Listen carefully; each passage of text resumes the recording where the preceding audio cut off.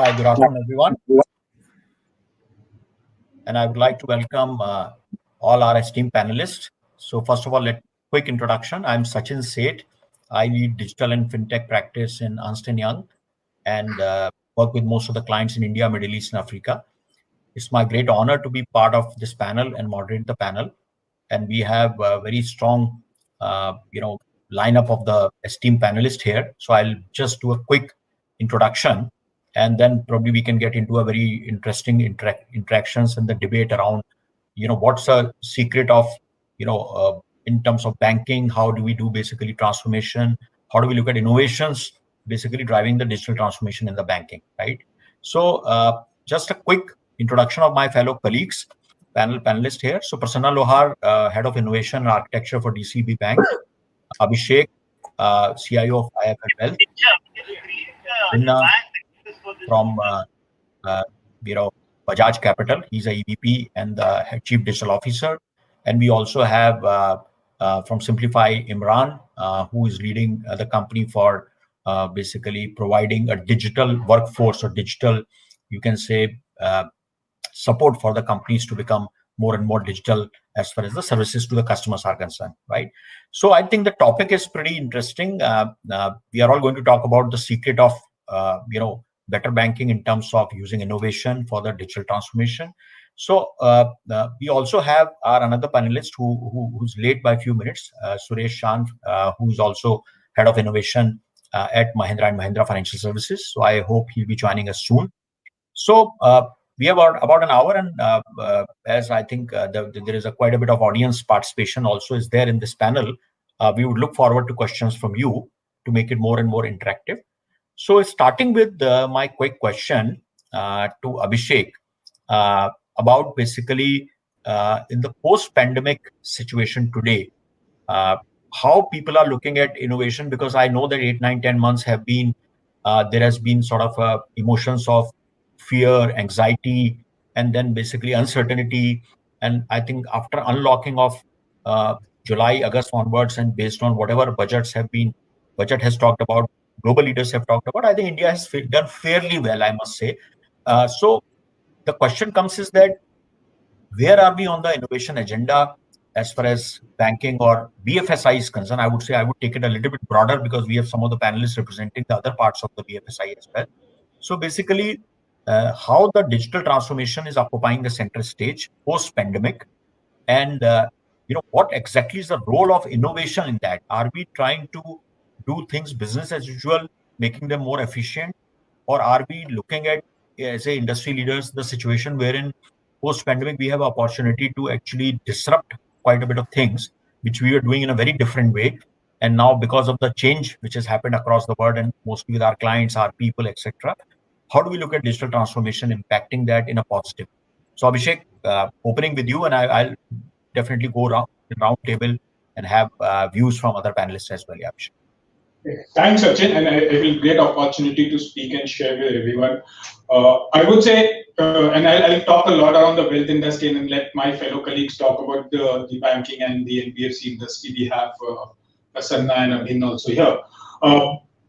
The way it's been going is innovation has been always on the boardroom topic, right on the top, right? But I feel the seriousness with which today it is being considered, the seriousness with which digital transformation is being looked even in businesses which were more focused always at saying that it's a very human touch engagement business is very, very high.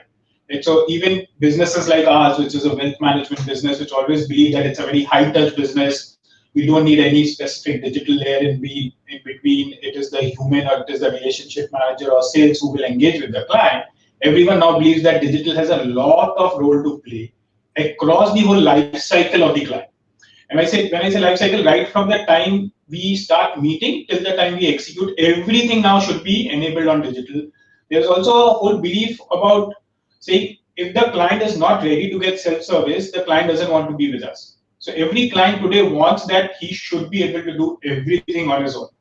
So that's that phenomena which we always used to say is a very, very retail phenomena is now being very clear is across the broad spectrum, right from retail to any segment, right? Even the corporate customers, for example, today want a lot ready on their digital platforms, a lot enabled to be able to execute by them on their own. So that's a big change. Even I feel on our own staffing arrangements, this whole point of everyone coming to office, everyone should be present at morning 9 o'clock. That whole mindset is changing. People are becoming more flexible. Everyone, especially at the boardroom level, absorbing the fact that work from home works well. It is productive. There are two different questions to it always, but it has been productive, right? It is possible, it is available, and it is possible to thrive with that approach where 50% of your workforce is not in office all the time. And that's going to help in reduce a lot of cost. Travel itself is going to see a lot of change. I mean, no one now today wants to travel. Everyone has so many channels to collaborate and engage. There's no need for consultants, for your team members to keep traveling across and meeting. So there are various facets of, I feel one is client and second is internal within the organization, a lot of change happening around. Thanks, Abhishek. Thanks. I think that was pretty good opening remarks to set the context and the tone.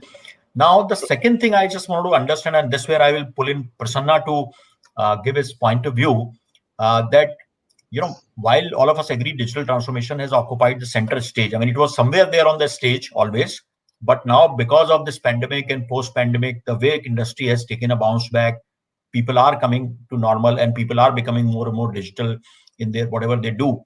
Now, my question to you, Prasanna, and I know we have been interacting very regularly in various panels, and you have been a thought leader for many years. I know you personally. My question to you is that are we doing, some path-breaking innovations, or are we just trying to make things little bit more efficient than what they were, and we are basically taking away the inefficiency which was created by industry itself? So we were having a lot of duplicacy of the task. We were having a lot of feet on the street. We were having a duplicacy of between chatbots to call center to feet on the street to DSAs to the whole model of basically trying to aggressively promote BFSI products as well as service them, right? But are we looking at some path-breaking innovations in the coming days? And what would be the top 3 innovations you think could be possibly there in the industry coming up in this year, post-pandemic, where everybody's budgets are fully aligned to the digital transformation?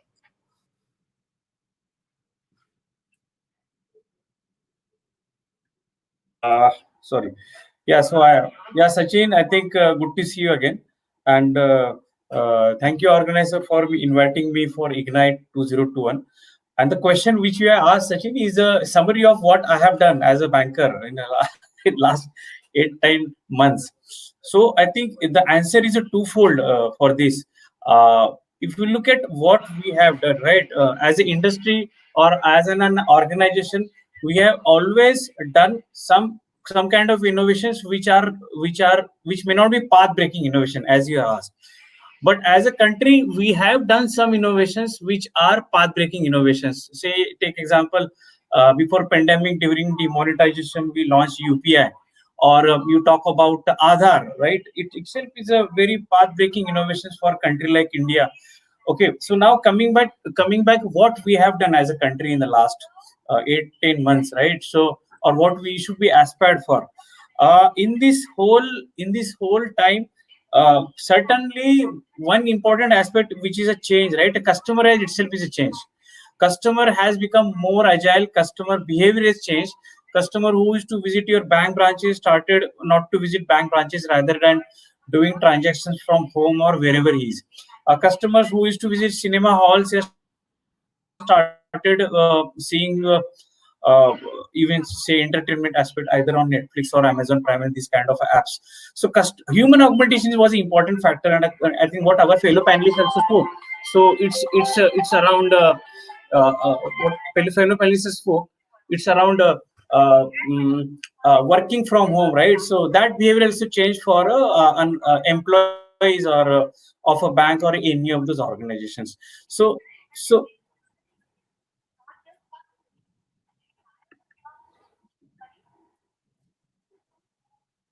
yeah, so coming back, just a second.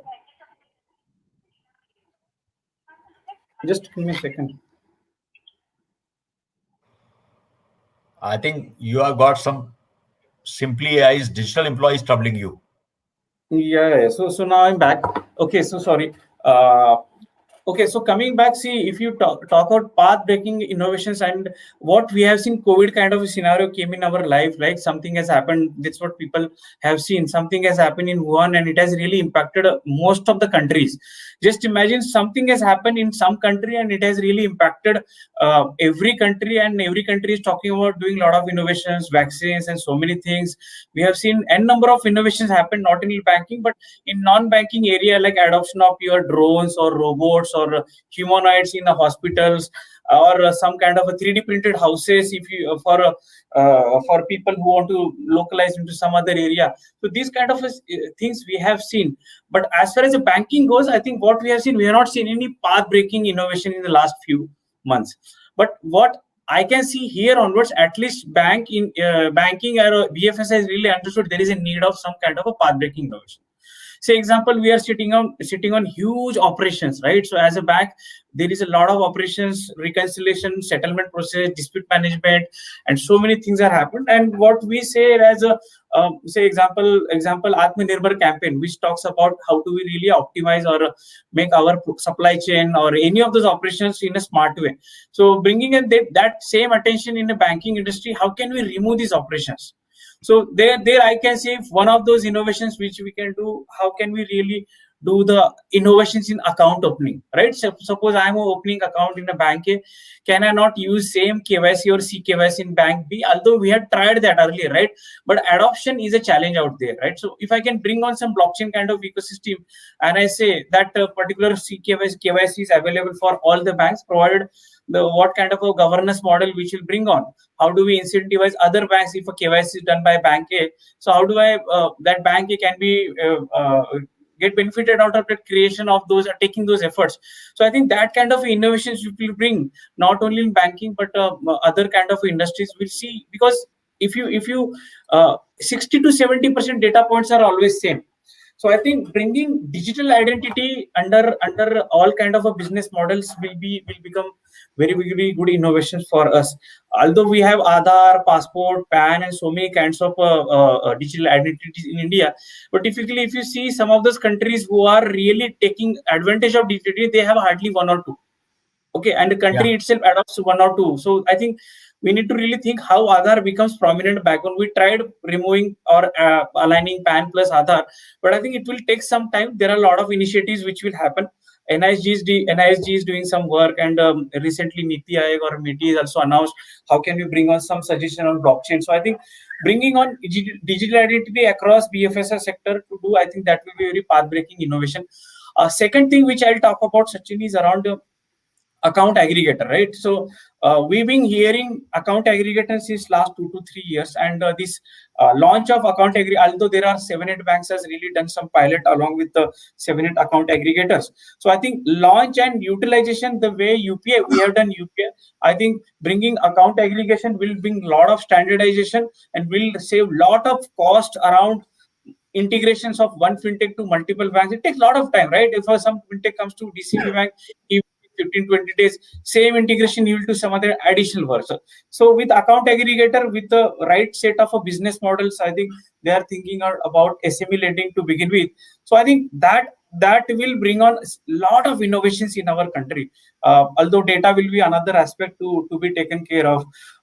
Third thing, I think while we have a journey of account aggregator or many other things, I think what is that required is identifying every bank, right? Every bank has a similar set of operations.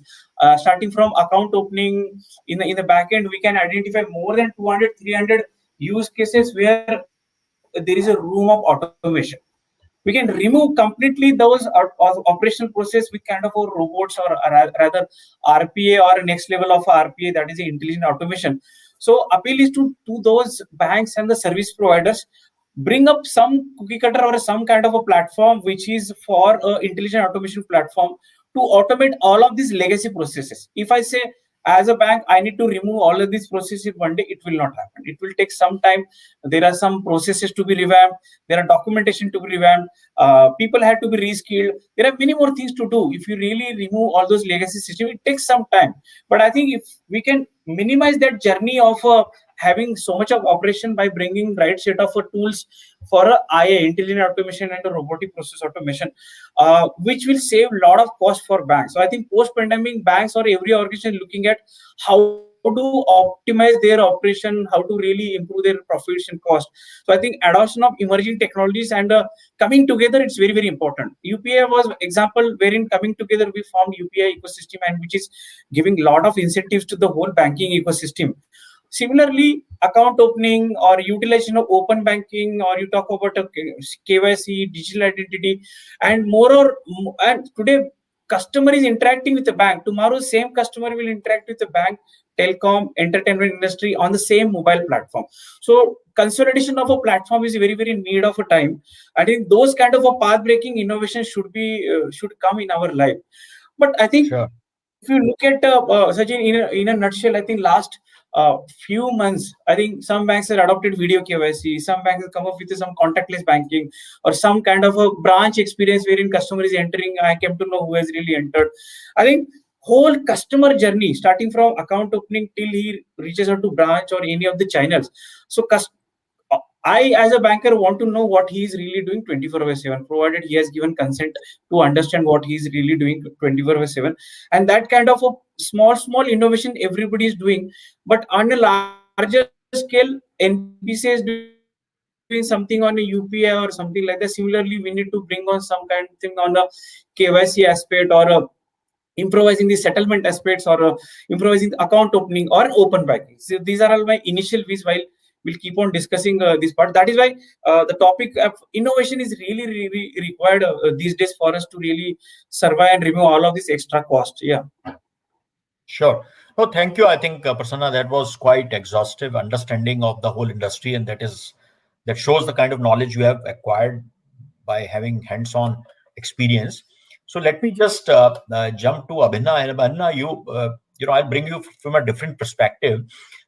As I know that Bajaj Capital is very much into the insurance distribution, it is into the wealth management, it is into the various other products distribution. And so my question to you would be that while we are talking about secret of better banking, and I mean, I'm taking it again as a better BFSI, because banking doesn't happen in isolation. I mean, fee-based income, distribution, everything is basically the other products as well, right?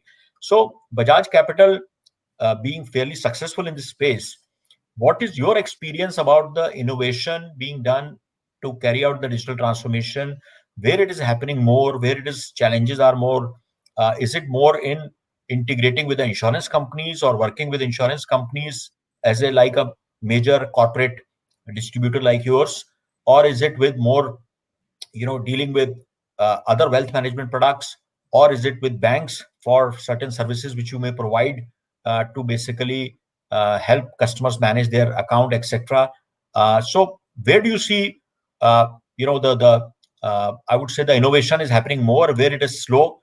Just to get a comparison, because I think you are dealing in across the board. So I'm sure your point of view is very relevant to get the picture that who's moving fast and who's moving slow, and how the whole BFSI industry is coming together as far as innovation agenda is concerned. So thank you, Sachin, and thank you to all the panelists and the Ignite team to inviting me for this. I always say that we should take a backseat first to see what the picture is, what is happening, right? And first and foremost thing that we have to understand it, see everything as a layer. And on each layer, there is innovation happening. So there is first angle, which is say customer.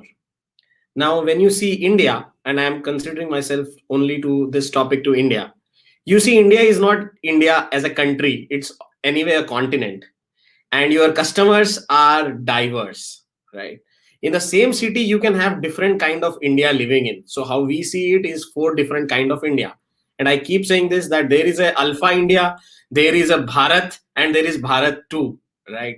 A lot of us talk about only the Alpha Indian, the Fab India generation, see it as a generation which wears Fab India clothes and celebrate Diwali in offices, right? Where offices are decorated. So this is a tier 1 market, which is there. There is second India, which is still on 2-wheelers, trying to come up, not the ultra HNIs, the typical generation, you and me there. And then there is Bharat 1 and Bharat 2 in the tier 2 cities and down. When we say financial, people, finance as a category has always been very opaque. And transparency by default has not been there, because I don't want to tell how much I have, and I do not want to, and I really want to know how much you have. So it's a different world out there when it comes to this as a category. Now, when we talk finance or BFSI, the challenge is there is no right answer when it comes to innovation. What is innovative for me may not be very innovative for a different audience, right? If I already have an account, what will I do with a video KYC account opening? It is a good for the business, but not for as a customer. So now happens from here, the diversification start. Are you bringing solution for your existing customer and they are able to do everything simply, easily? Or are you bringing a solution which is going to get you more customers? Like in banking sector, having an account open and not transacting is a cost to the bank. That obviously our panelists will agree. The challenge that we see, say, in an insurance sector, what Reliance did to Netflix, Jio, right? The same thing COVID has done to insurance as a sector. The demand for insurance has now started from the customer side rather than from a push. So suddenly a product which was a push product has become a pull product within a month. And that is the biggest opportunity that has happened. Now, everybody is trying to do two things. One, take the massive share of the existing market. There are leaders who are trying to expand the market. For expanding the market, there is some beautiful innovations happening. People are trying to do, like a COVID insurance policy, 15 days waiting time. Bajaj Capital, we launched 15 days waiting time and a COVID insurance policy. It got a huge uptake among all set of audience. Huge uptake. But the challenge was always about, are you bringing an innovation which is just a digital innovation, or it is an innovation which is driving business for you? Eventually, we all are here to drive business for our stakeholders. And that is the core delivery that we want to do. Now, the third layer to this, and when we really look at BFSI as a sector and we talk less, we all talk about data, data security to data management to big data analytics. The game has shifted from data is the new oil to data is the new soil. And that I keep saying, data is the soil. You have to cultivate it. Whoever is able to cultivate that data, that soil effectively, is going to be the winner in the market. And it is digital is always going to be winner takes it all market. There will not be, take an example, Australia and the Commonwealth Bank there. 25 million Australians, 19 millions are customers of. So what are they launching? They are launching a product like Benefits Finder. And what we are also looking for in our segment is finding benefits. What customer is looking for is they want at as much as ease as possible. So where I think is the next big innovation is going to come is using technology to make financial decisions as easy as possible, like you make decisions of paying a bill, not investing, not just investing, but where to invest for my stage of life. That is where the decisions are going to be made in next 5 years, 2 years down the line. And that's where the new innovation is going to come. That's how I see it. Sure. Thank you, Avenna. That was really very, very interesting insights and the futuristic view. I think, and it is very relevant. And I think indirectly, I did get a message also that insurance is under tremendous pressure and uptake is happening. So I'm sure the digital adoption will move a lot more faster, etc. But obviously, yes, as you said, goal-based investing or the people, technology-driven goal-based insurance. Sorry to just add here. Goal-based insurance is what customers are asking. Right. If give me a Google Maps API, I will integrate that API. I get out of my office. I have from my home. I have an insurance for that duration. If I am not on, on road, why do I need an insurance? Yeah. So effectively, everybody is going to look at innovation as, I have 30,000 days on this planet called Earth, right? That's human lifespan, 80 years multiplied by 365 days, somewhere that's the time. Multiplied by 24 hours, 60 minutes, you have a specific time. This much is the amount of person is going to travel in this day. I'm just giving an example of a motor insurance. Now, I want, very clearly, Abhishek is going to bring from the CTO angle, bring a Google API integration very quickly for us, for his company, and say that now your insurance is only going to be valid for this much amount of time. And Google is very happy to give the API because you are out. Now, when this innovation comes, I am very happy to give 500 rupees only when I am on road, rather than buying a 15,000 rupees for government chasing me for giving us some discount or something, right? For say health or motor kind of thing. So everything like this is going to happen. Same is going to happen for wearable. It is in fact happening. In Singapore, government has bought Fitbit. They are going to give you basis how much your effective movement is and exercise and your body vitals. They are going to give you insurance accordingly because you want to take care. So everything like this is going to be like electricity. You only remember it when it is not going to be there.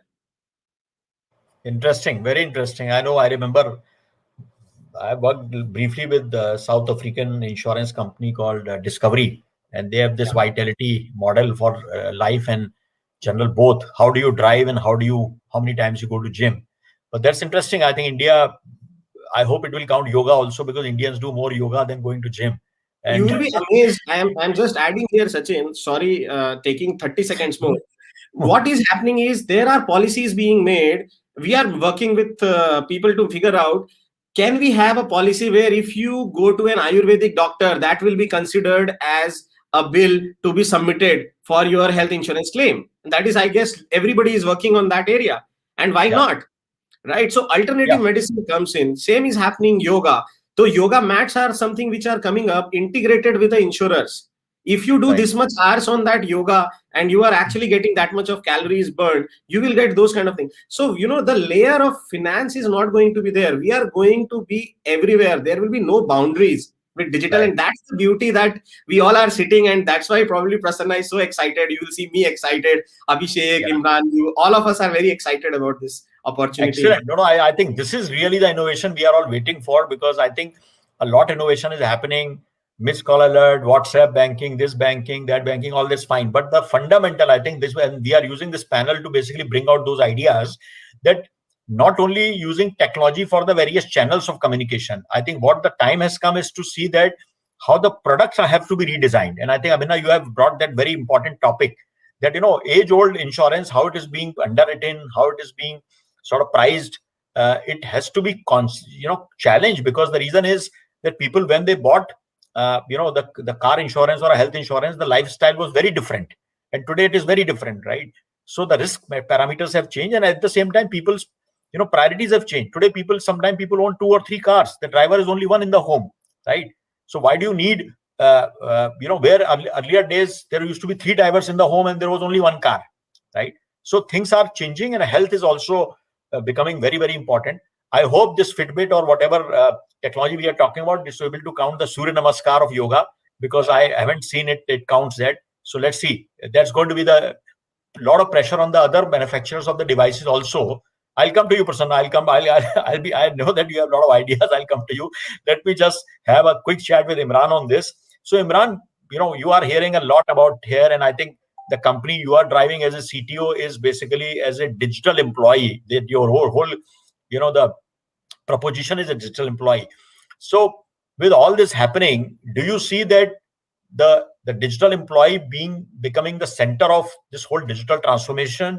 Because everything what we are talking about here is the engagement happening with the end user, let's say consumer or partner or etc in a digital fashion, right?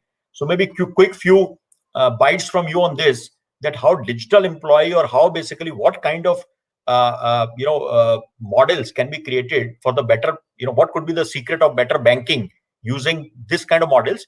And also there may be, because you are from service provider community, I would also like to extend the question that, there are so many fintechs, startups are claiming to do so many things, right? How does a bank or a BFSI company evaluates or decides that what is going to be relevant and what's not going to be relevant, what's basically is just a MVP or just a, let's say, POC, and what's the real technology. I think that's also a bigger challenge for most of the people. Yeah. So please, Imran, stage to you, and then I'll come to Prasanna. Thank you, Sachin, and thank you, Abhishek, Prasanna, and Abhinav. Very good discussions. Especially, I like the quote from Abhinav about data is new soil, and whoever managed to cultivate the soil can get gold out of it. So well said, and good afternoon to everyone. Yes, it's digital employees. Yes, we build the digital employees, but what is a digital employee? And when you ask about what's the secret of better banking, well, in my opinion, it's not really secret. It's the customer experience. It's the source for the better banking. We have seen lately with Uber, Ola, Airbnb, and so on. It's customer who has the power to decide everything. They decides how you run your business. Customer expects immediate, personalized, and consistent support. They can't wait. They can't wait for 24 hours or 7 days to answer you back. And the level of service that might have been acceptable to a customer a year ago, it suddenly becomes a complaint at this time. So it's basically, and if your customers are not happy with you, they will take it to the social media platform. Things go viral, and suddenly you have damaging your reputations. So it's and another point that brings is basically you can't be reactive to the customer needs. You need to be proactive. You really need to proactive, and you need to be where your customers are. This is where I believe the digital employees or emergent technologies can actually help, and innovation comes handy. So leverage the AI or machine learning or other capabilities those exist there to bring the proactively meet your customer needs, and of course support your staff with these technologies so that they can do more meaningful tasks. You have happy employees. Let the robots or digital employees do the repetitive, boring tasks, and your employees are doing the basically more interesting and more meaningful tasks, so they can help you in bringing more innovation within your organization. We all agree that COVID-19 has accelerated the digital transformation, not only the transformation but adoption as well in whole BFSI industries, as well as not only the industry but within the consumers as well. Recent survey from FIS says that 68% of Indian consumers are now using the online banking or insurance services, and many of those are going to stay there post-pandemic as well. In my view, the BFSI institutes who can combine their own digital transformation done over past few years and the consumers who are available on digital channel, combine these with emerging technologies like AI, deep learning, machine learning, or NLP. Those are going to be the winner. All customer interactions are basically moved digitally. Doesn't really matter which channel they are. It could be, you can't really force your customer to go to my web page and fill in the form there, and you can claim your insurance, or you can do your KYC there. Your customer expect to answer you whichever channel you basically they prefer. Some will prefer, of course, email. Some want to chat, WhatsApp, Signal. There will be plenty are there. Plenty will come and go. So you basically need to be there where your customers are. Change is inevitable, and especially who we are working with the IT. So adopting and working in collaboration with innovative technology is vital. The point that Abhinav was pointing to, I have an app on my mobile, and my insurance is being paid based on how I use. So as long as my app is enabled while I drive the car, it sends my insurance company, so they adjust my premium according to my usage. How am I driving the car roughly, or I'm the silent driver, or what are my speed limits, and all those things. So with help of coming back to such in your question about how does the digital employees can help uh, help the normal BFSI or industry. Let's say you have a customer service where you get many inquiries. Let's say 10,000 of emails or inquiries every week. And what we believe is using the technology NLP. We have seen the chatbots are already there, but NLP is getting more and more powerful with natural language understanding. We can help, technology is there to help basically understand or classify your inquiry, extract the information out of your inquiry, like what is this inquiry about? Is it about KYC? Then whose KYC it is? Are there any documents attached? Are those documents self-attested? If everything is there, basically you can have the smart decision engine built into the digital employees. We can take a decision. Okay, do I have enough information to say that this KYC is complete? If this is complete, there you go. You connect it to your infrastructure, which you have already built during last period, and say that okay, KYC is updated. Answer back to the customer instead of both waiting for 24 hours or 3 days to complete the process. You complete the process within a day. Your employees within seconds, not a matter of day, but within a matter of seconds. Your employees don't even need to look at it, and your customers get a feedback that the things are in place. And of course, AI or machine learning is not 100%. So there are certain tasks which AI doesn't handle. Then you basically say that as long as it says that okay, this is something I don't really understand. Here you go, my human colleague. Please take over this one and speak to the customer. So you need to have the combine both digital employees and actual employees holding hands of each other and moving to the next era or next transformation, basically. Sure. And when it comes to the question of in this era where there are many fintech vendors, how do you find the right ones or wrong ones? Well, technology is changing so fast and innovations are moving so fast. We have seen the thousands of fintech vendors across the globe, and especially in the India where technology is a key. We produce a lot of technology in our homeland. So here, basically, in my view, the way you need to fail fast. Basically, you try fast, fail fast. Any project that takes more than 8 weeks is kind of too big project for me. So you need to have the window of, let's say, 4 to 8 weeks.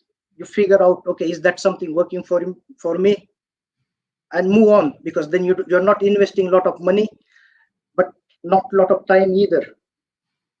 So you need to find a balance, and as long as any vendor that can provide you short time to market and prove their tech to you within that period, you can, of course, then you have proof in the pudding there, right? Absolutely, Imran. Thank you so much. I think quite insightful. So, Prasanna, let me come back to you. I know we sort of left that topic, which is where Abhinna had raised certain point of views of how use case based innovation can happen, etc.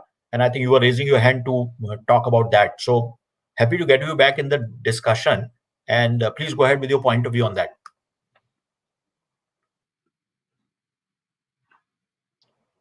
I think you are on mute, Prasanna. Can't hear you. Yeah, Prasanna, you are on mute.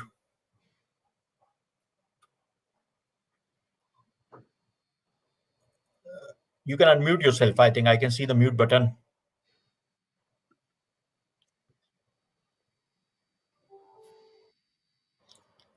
Any difficulty? I mean,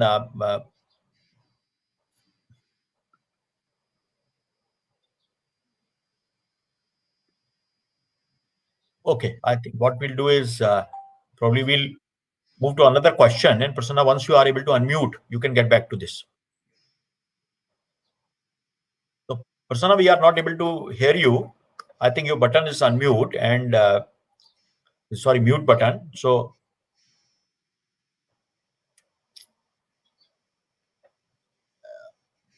I think there is some problem in the communication. Maybe I request organizers, Sania, to help us in unmuting Prasanna.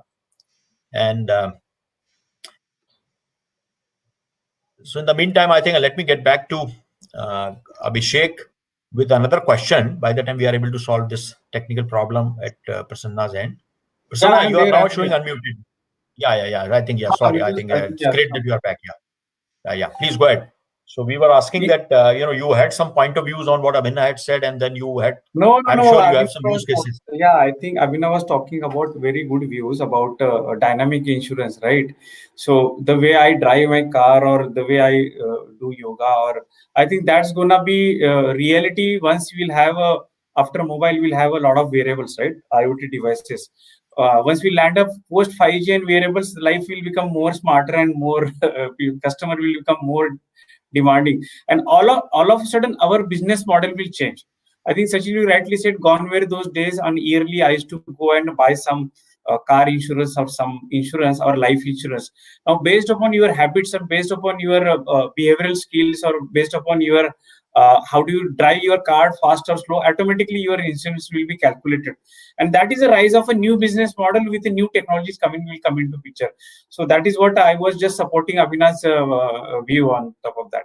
Yeah. No, I think that's interesting. And I just read the news that IRDA is already contemplating taking the data from traffic police about the traffic. So obviously driving the car, how you accelerate, how you brake, how many times you change the gear, that's obviously more complicated. And I think telematics is being used in some countries to track that. But definitely, I think IRDA is, I see that note that they are looking for some data to come from traffic police to see that how many violations you are doing. Because naturally, if you are an alert driver, you would, or safe driver, you would have minimal violations. And now the violations are completely recorded through the video cameras in most of the cities. So I think this is something which is, I'm sure, would come much earlier compared to the driving habits in terms of actual driving habits. But violations could give some data, and it will improve the price for the people basically who follow the norms a lot more, right? That's interesting. So, Prasanna, then I think I have another question to you now. Yeah. See, you did talk about blockchain, and I know we have interacted in many forums on the blockchain topic. My point here is that if you look at API, Open API infrastructure and blockchain, both are supposed to be part of the infrastructure play, right? It is difficult to do in isolation, right? Yes. I mean, you can have internal APIs or microservices for the apps or internal consumption, which every company more or less has now. But when it comes to integrating with others, I think this is where the problem starts. And you also raised this very valid point in the beginning, saying that if there is an integration has happened already between two companies, why it needs to be continuously repeated? It's like we are actually, trying to do piping and the wiring almost at every place. We are not using or we are not using a common shared. So let me coin this word called, shared economy, which is used very commonly in other industries like say automobile and all. But I'm saying, why not we'll talk about the shared economy of the financial infrastructure. So let's take an example of TransUnion CIBIL or NPCI. They are shared infrastructure, but they are set up mostly with the support from government, RBI, etc., at certain point of time. Now, obviously, some of them are getting privatized, etc. It's happening, right? Or some of them have a minimal stake from the government. But how do we bring, I have not seen any in the API space as well as in the blockchain space, a certain kind of similar body coming in either from private sector and getting a participation from others, or not from the government to or regulators to take it forward. So what's your view? Do you think it is a success and new fintechs can come in this space, and it's a model wherein financial infrastructure space is where new fintech should come? And the question what we have is that what is the secret for the better banking or BFSI? Yes. Will they be able to help bring more efficiencies and reduce the cost and improve time to market? Because today, if you try to integrate between one insurance company to a bank or a broker, it can take you anywhere from 5 days to 2 months, depending on both the ends, how they are ready, right? So what's your thought on common infrastructure to make, and will that be a big enough innovation to really change the whole paradigm of the industry? Say let's take example of a Bitcoin, right, which is not regulated and really used by many of the individuals across the world.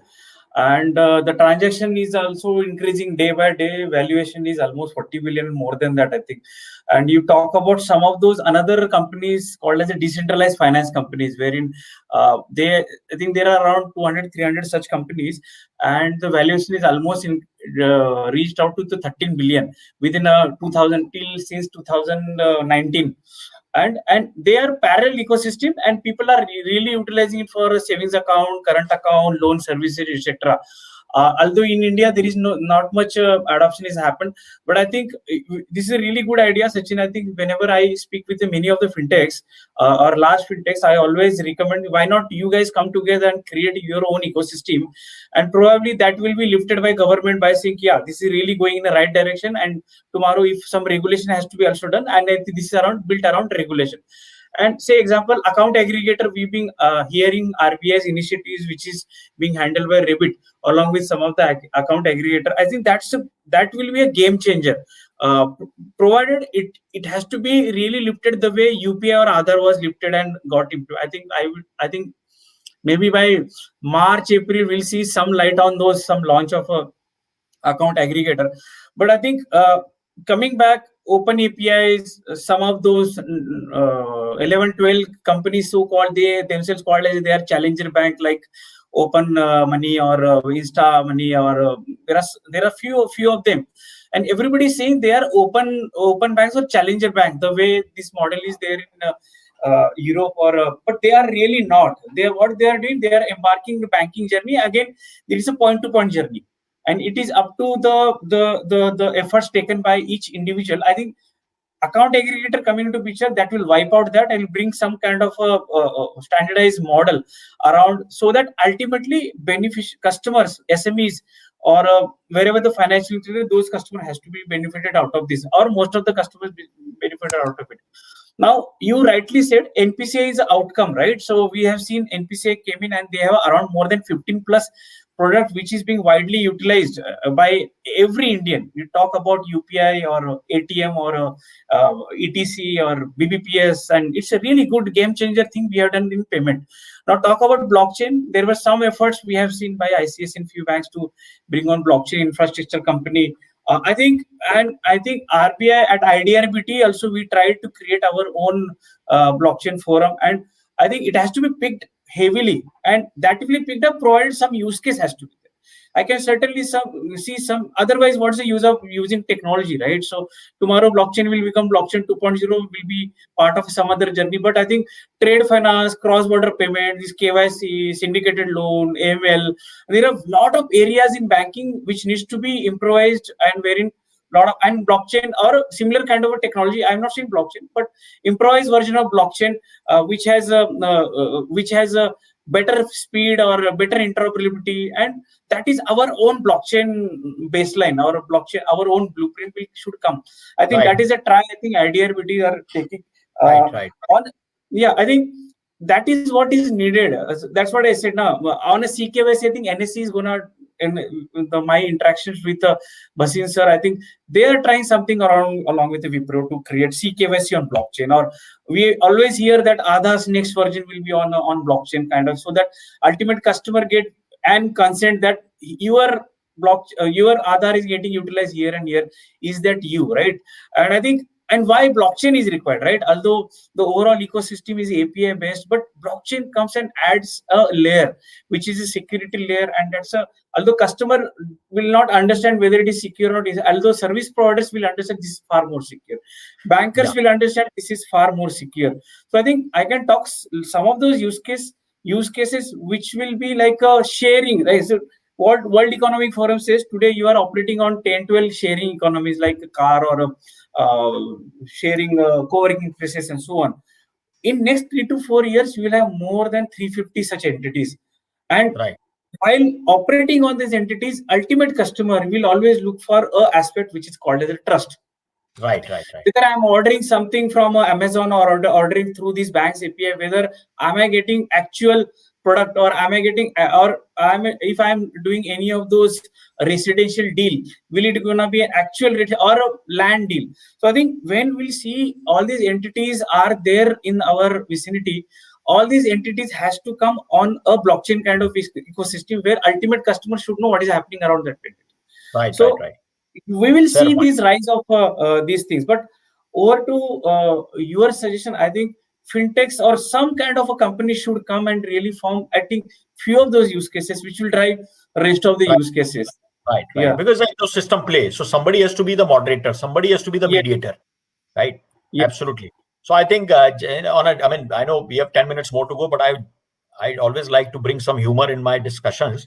So I think I know that we have heard this joke multiple times, but I love this joke when this blockchain discussion comes in, Prasanna, especially with you, that blockchain is a complex problem, a complex solution, which Yes. is looking forward to a problem. So basically, Yeah, that's solution what. has been fine.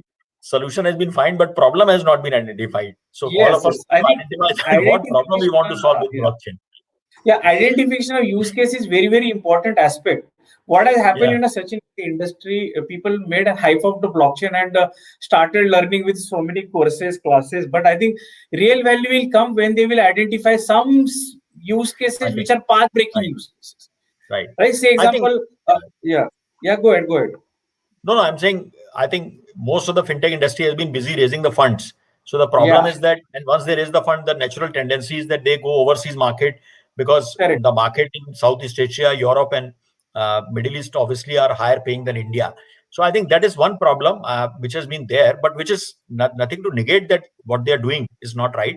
But I think some long drawn problems have not been still solved by the fintech community, because like you rightly said, nobody's coming forward to take big bold steps. Everybody's trying to take a small piece of the problem and trying to make a business out of it and get the fund raised, right? And probably I think the time is coming as a fintech 2.0, wherein some of those bold companies will come and take a bigger problem by their horn and basically try to solve that problem. Yeah, that's just my 2 cents on this. Yeah. Great. So I think maybe quick 1 or 2 more questions. So Abhinna, just coming back to you on this, maybe let me just take your shot on what are the top 3 innovations you have seen so far in the industry, and maybe the 3 which you have a wish list to see. See, we have to figure out till 2020, the whole world of finance was about scarcity. We lived because customers lived in a life of scarcity. So if you ask our parents what is life, everything was about scarcity, manage, keep everything. We have suddenly moved to a world of abundance with digital, because people who have not been using digital as a medium, they also have flocked into it and tried to figure out. Say, for example, when we go to an HNI, he used to say, please don't send me SMS or WhatsApp. I don't see it. You come to my home and we will have tea and we will discuss. I'm saying you ground reality, because ask me, I am marrying business and technology together. That's my job, right? Now, because of pandemic, this same HNI or Ultra HNI has used Google Meet or used Zoom to talk to their grandchild, and he's very happy using the technology. Yeah. He's very, very happy calling WhatsApp call. Dadi is so happy to buy saris from WhatsApp chat. Show me the sari, I will do it. So customer has changed. That is what is the expectation they are doing. Not just the communication. They say, just tell us where should I keep my money that I will get this much return. Just tell us, do I have enough insurance? So what will happen in the BFSI sector? Typically, banks have to, by default, because banks own the infrastructure in India, RBI looks up to bank for everything. Banks have to start spending further more amount on infra. You see, Prasanna was talking about UPI, but honestly, what is the success rate of UPI? UPI is used everywhere, but the success rate sits at 65%. There is 35% of times when the UPI does not work. And why it is? Because there is no money to be made. So at the end of the day, you have to also see, we have a very small all CEOs, all CXOs have a very small window to deliver value to the stakeholders.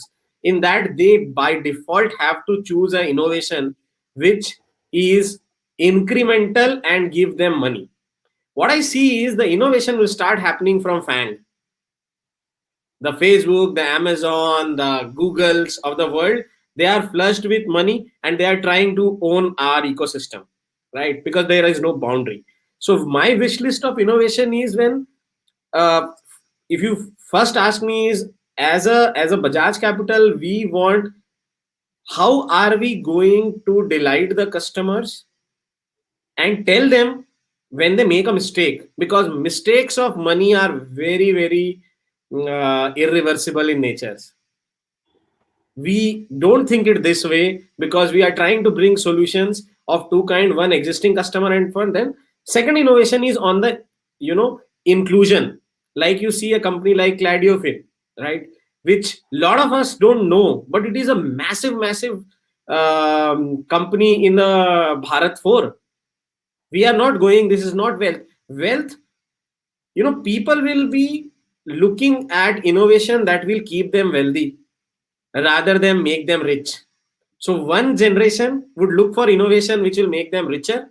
Another set of audience will look for how can I remain wealthy. And then wealth will not be about just financial wealth, but about your physical health, your mental health. And financial companies like we at Bajaj Capital have moved from being a financial well-being company to a total well-being company. We have to be their partners for their across life, because now we are going to live years. What are you going to do after 60? Yeah, true. Or 58? So that's a huge amount of audience coming in. And one last thing, Sachin, because of the time paucity, Abhishek also will have great thoughts. I feel that, we do not want to be just first to be the innovators and take the big loss. There are a lot of people who are doing innovation. We need to learn from them. We have to create an ecosystem, which Prasanna was saying, that some industry body will come and monitor this whole thing happening, which is already happening. But the great thing startups are doing, we have to let them do because they have that DNA. Our DNA is like, we have to move slow and steady, but keep capturing the market. So I think that's where I see innovation happening, rather than just trying to be first. Yeah. Excellent. No, very good thoughts. Abhishek, your thoughts on it? Maybe because of paucity of time, maybe you can talk about futuristic. Where do you see 2 or 3 things happening or needed to happen? Like Prasanna talked about ecosystem, Abhinav talked about also the point of views, how people are engaging and what's the impact and where the banks or infrastructure has to come in. What about your thoughts?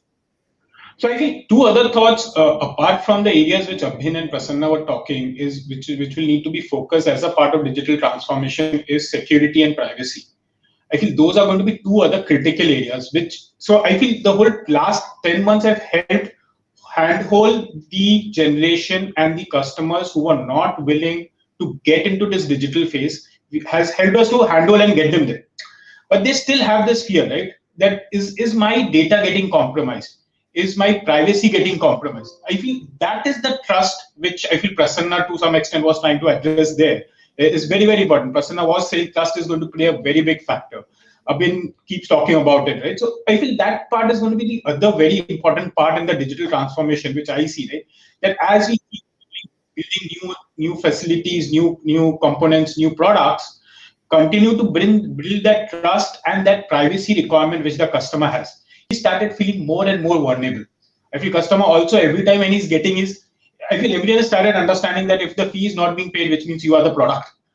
Yeah, if there's no then you are the product, right? And I feel like everyone is, right? I mean, I remember speaking to some of my colleagues, some of my cousins who are actually just graduating out of college, saying that we very well understand if you're not making any money, if no one is making money, it means you are the product out there. Right. So it's going to be very important to keep building this trust and privacy requirement which the user and the customer now has as we go forward, as we build the overall digital agenda for each of our businesses.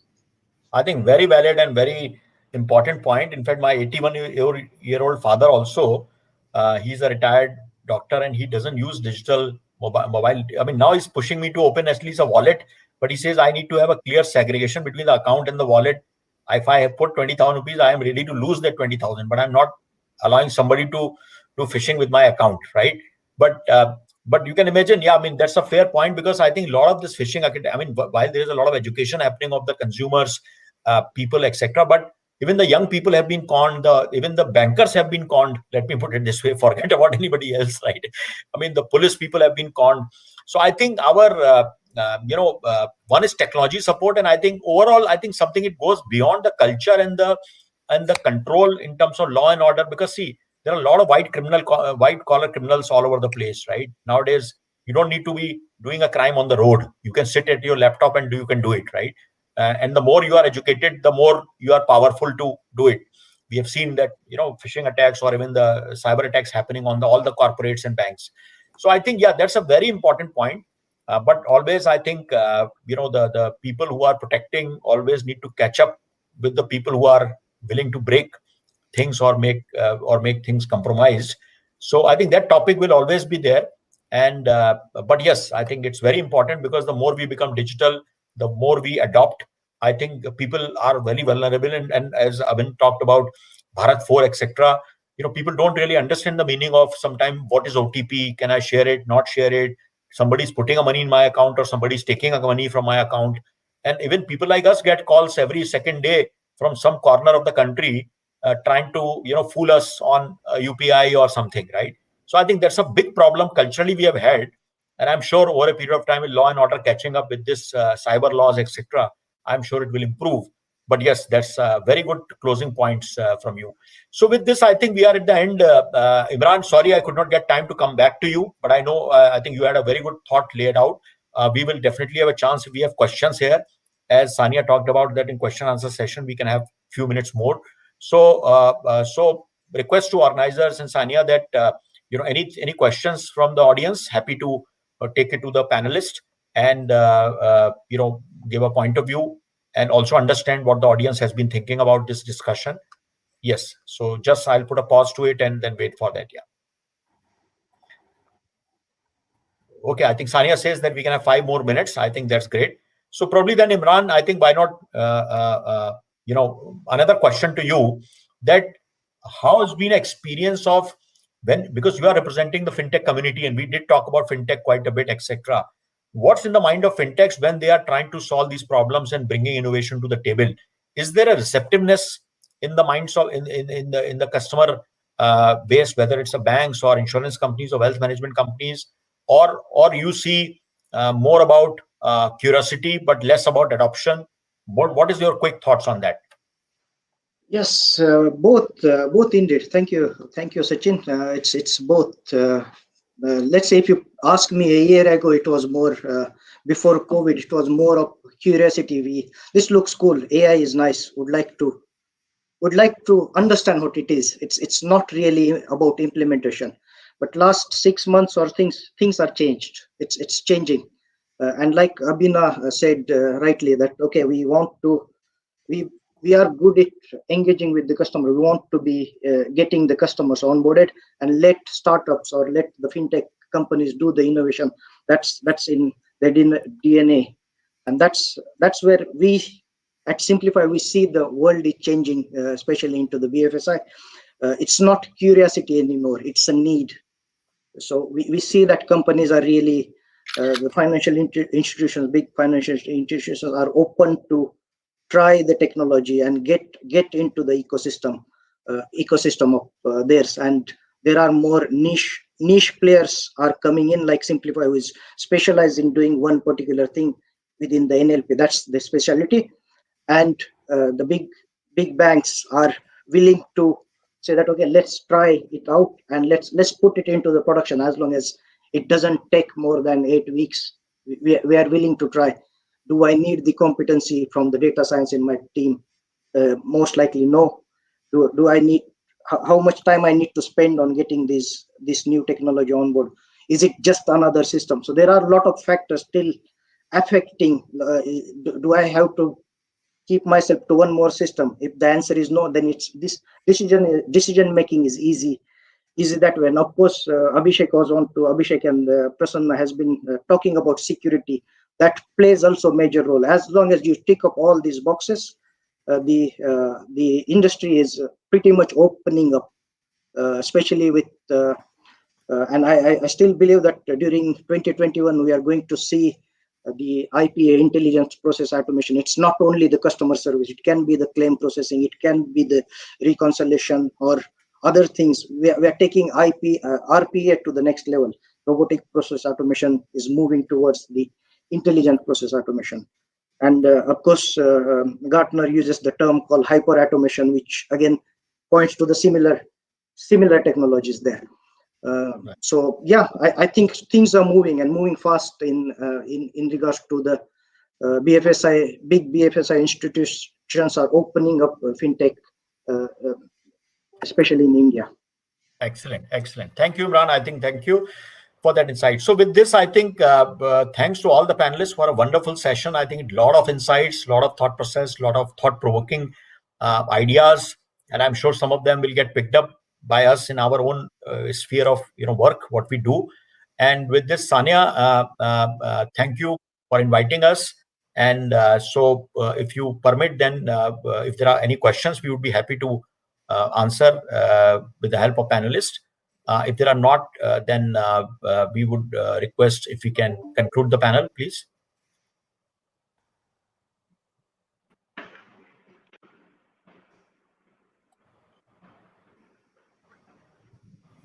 Hello? Yes, Sania, we can hear you. Please go ahead. Yeah, okay. Thank you, sir. Thank you. That was a really wonderful insights from all of you, and thank you all for taking so much time to join the session. Prasanna sir, Abhishek sir, Mr. Khare, Imran sir, Sachin sir. I mean, thank you so much. This was really indeed a wonderful discussion. So thanks guys. Thank you. Thanks a lot. Wonderful meeting all of you. Yeah, thank you.